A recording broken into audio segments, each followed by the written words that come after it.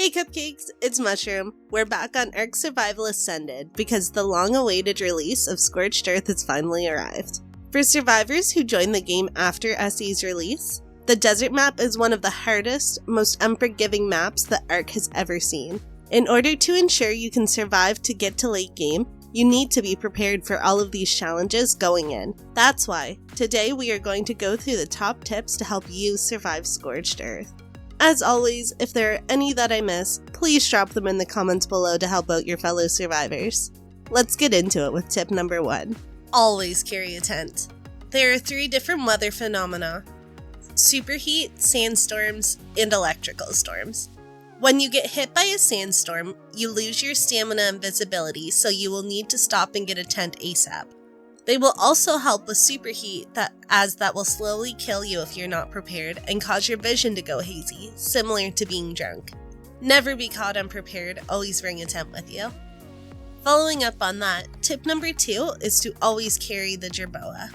Not only can jerboa carry extra weight in their inventory for you as a backpack, they have different vocal calls that can warn you of upcoming storms. Wild jerboa will warn you as well, but it's much easier to have one of your own on your shoulder. Plus, they are so bloody cute, so bring them on your adventure with you. Speaking of heat waves, for our 3rd tip, if you manage to find a phoenix or accidentally run into one during a heat wave but are not prepared to tame it yet, follow it until the heat wave ends and place a pillar or a trap where it despawns. When you get the warning that another heat wave is coming, go back to that spot because the phoenix will spawn there.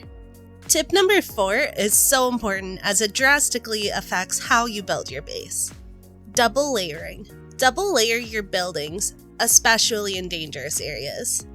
You need adobe structures as you will overheat in any other type of building. Adobe is made to withstand the absolutely sweltering temperatures of the desert, so it will keep you cool and even stop you from dying during a heat wave. But its durability is not much better than wood structures, so build your outer walls with a strong structure like stone, and build your inner walls with adobe. Our next tip is a great creature that you need to tame in order to traverse Scorched much easier. I wish I included it in my early game creature list, but thankfully, Karma and Ryan mentioned it, the Procoptodon. The kangaroo is one of the best travel mounts as it's easily able to outrun any danger that you'll find on Scorched Earth. It is an exceptionally easy tame as well, just wait until it stops and trap it using 3 wooden billboards for an easy KO. Rare mushrooms can be harvested from crystal as well as using a whip on the little purple flowers that spawn everywhere. Kangaroos are especially great for desert runs as they are faster than all of the dangers that spawn there and can traverse the land so easily. Tip number 6 is for all of my Scorched Earth newbies. Be careful around Obelisk. They are not the safe havens that they used to be on the island. They have hordes of dangerous creatures, but most notably, one of the worst creatures for early game all the way through late game, capros. Do not let your guard down around the obelisks, as the jumping crocodiles are an extremely common spawn in the lakes that surround them.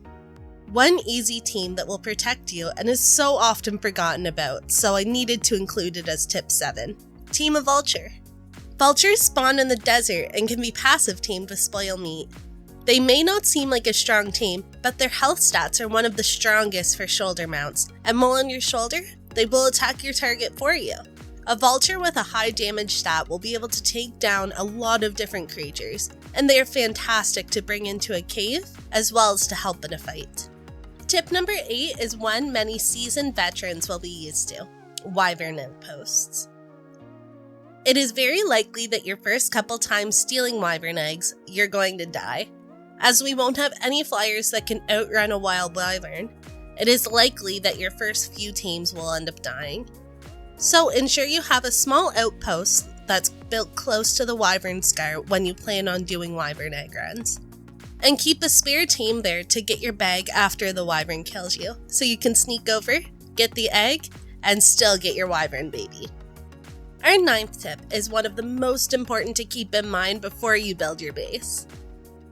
Find a spot with as close to 100% wind as possible. Electrical storms are so cool to see on the map. The dark storm clouds in the distance look great, but unfortunately, they will knock out your generator, and with it, all of your electricity.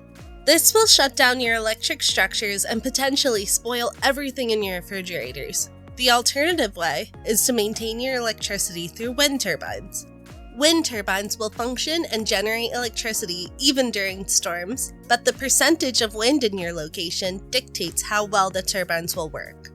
So, be sure to build your base in a location as close to 100% wind as possible. Our 10th tip is going to be mostly relevant to your late game.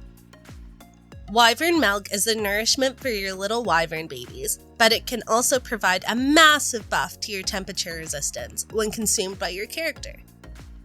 When milk becomes easier to get later on in your playthrough and you have a couple tamed wyverns, it is worth it to get yourself some extra. As with its buff, you can survive anywhere. You can even survive in the desert in a heat wave, and is very good to bring along with you on dangerous missions. This list is a top 10 list, but I couldn't decide between my favorite 3 tips, so I included them all at the end. Before we go into them, remember to like and subscribe to join the mushroom party on our little adventure through the Arks.